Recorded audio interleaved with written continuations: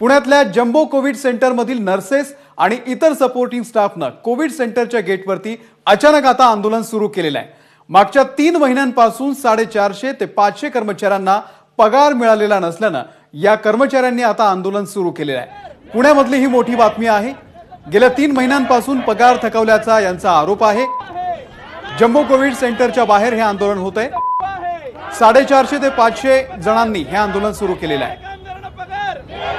Jumbo Covid सेंटरच्या कंत्राटी कामगारांचं कर्मचाऱ्यांचं हे आंदोलन आहे।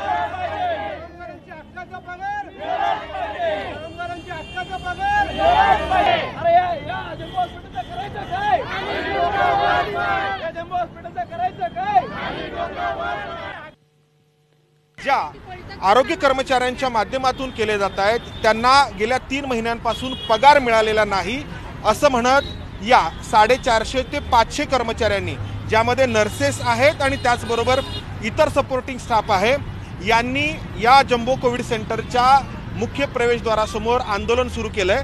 हे सगळे कर्मचारी नर्सेस आपण या ठिकाणी पाहतो आहोत की जे जम्बो कोविड सेंटरमधून बाहेर आलेले आहेत। तुम्हाला कोणी या ठिकाणी नियुक्त केलेलं होतं आणि आता काय सांगण्यात येत आहे? आम्हाला ज्या वेळेला आम्ही आलो त्यावेळेला मेडबोर्ड कंपनी आहे, त्यांनी आम्हाला इथे नियुक्त केलं होतं। 35,000नी त्यांनी आम्हाला अपॉइंटमेंट लेटर दिले। त्याच्यानंतर 3 ते 4 महिने झाले मी इथे काम करतोय। एकही महिन्याला त्यांनी आमचं 35,000 पेमेंट केलेलं नाहीये। त्याच्यानंतर ते सांगतात की आम्हाला वरतून पैसे आलेले नाही, आम्ही आमच्या खिशातनं पैसे देतोय तुम्हा लोकांना, पीएमसी पैसा देत नाहीये म्हणून। आणि पेमेंट त्यांनी अचानक आमचे कमी केले।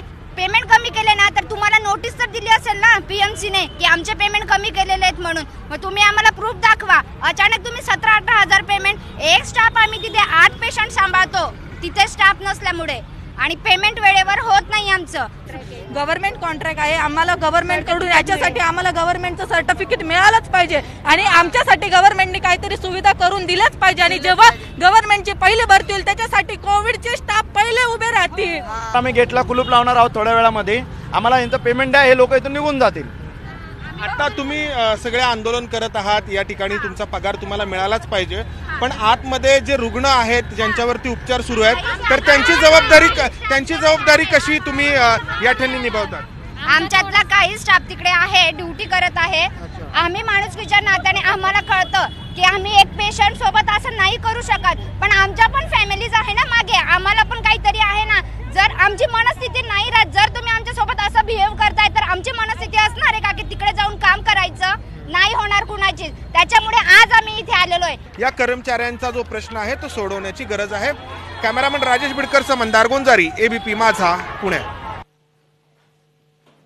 तर पुण्यामधली बातमी हे आपण बघितली की पुण्यामध्ये या ठिकाणी जम्बो कोविड सेंटरचे जे कर्मचारी आहेत ते सध्या आंदोलनाच्या पवित्र्यामध्ये आहेत आणि या सगळ्या कर्मचाऱ्यांनी 450 ते 500 हे कर्मचारी आहेत, यांना पगार मिळालेला नाहीये आणि म्हणून त्यांनी आता आंदोलन सुरू केलेलं आहे।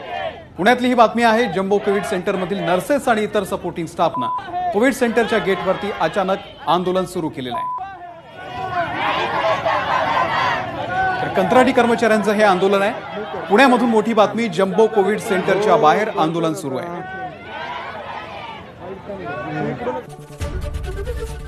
एबीपी माझा, उघडा डोळे बघा नीट।